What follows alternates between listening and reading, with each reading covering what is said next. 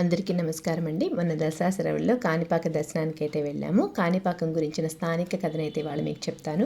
ఒకప్పుడు ముగ్గురు అన్నదమ్ములు ఉండేవారు. వారిలో ఒకరు గుడ్డివారు, ఇంకొకరు మూగవారు, మరొకరు చెవిటివారు.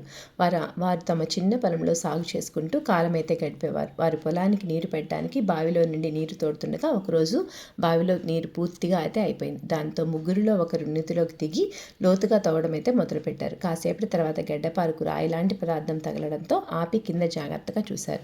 గడ్డపార ఒక నల్లని రాతికి తగిలి ఆ రాతి నుండి రక్తం కారడం అయితే చూశారు. కొద్ది క్షణాల్లో బావి నీరంతా రక్తం రంగులోకి అయితే మారిపోయింది. ఈ మహిమతో వారి ముగ్గురు అవిటితనం పూర్తిగా పోయి వారి పరిపూర్ణ ఆరోగ్యవంతులుగా మారారనేది స్థానిక కథనం. ఈ విషయం విన్న చుట్టుపక్కల గ్రామస్తులు తండోపతండాలుగా బావి దగ్గర చేరుకొని ఇంకా లోతు తవ్వడానికి అయితే ప్రయత్నించారు. వారి ప్రయత్నం ఫలించకుండానే వినాయక స్వామి వారు స్వయంభూ విగ్రహం ఊరే నీటి నుండి ఉద్భవించింది. ఈ మహిమ చూసిన ప్రజలు ఆయనకి స్వయంభూడని గ్రహించి చాలా కొబ్బరికాయల నీటితో అభిషేకం అయితే చేశారు. ఈ కొబ్బరి నీరు ఎకరం పావు దూరం చిన్న కాలువలా ప్రవహించింది. దీన్నే కాణిపాకం అని తమిళ పదంతో పిలిచేవారు. రాను రాను అది కాణిపాకంగా అయితే మారింది. ఈ కాణిపాకంలోనే పక్కనే మణికంఠేశ్వర స్వామి ఆలయం కూడా ఉంది. అందుకే దీన్ని హరిహర క్షేత్రం అని కూడా అంటారు. కాణిపాక వినాయకుడు భక్తులను కోరికలు తీర్చే వరసిద్ధి వినాయకుడిగా పేరు పొందాడు.